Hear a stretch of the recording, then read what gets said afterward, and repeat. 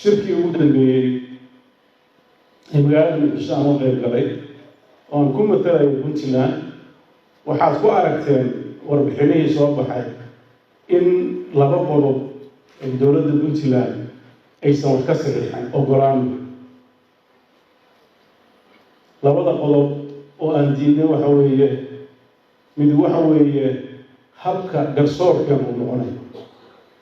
oo ah garsoor madax bannaan sida aan rabno ku qatomo dastuurka iyo shuruucda anagu aan leenahay waxaa meesha la keenay wax kaa ka duwan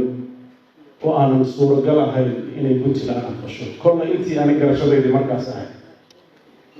waxaa kaloo ahaa qodob isna weheliyey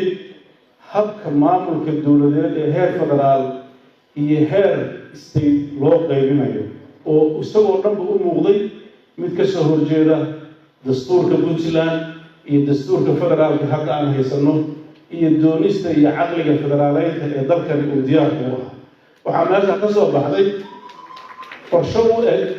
in mar labaad dib loogu celiyo dalka inuu central noqdo oo aan dadkaan u cutumi karin aniguna waxaan goostay awoodayda dastuuriga ma ahayn go-aanada noocaas kale inaan qaato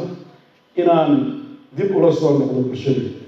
maxaa hadda marka nala gudbo waxaan insha allah beri soo saari doonaa warqad ku aadan mowqifka dowladdan oo muddadii hadda aan joognay aan ka shaqeynay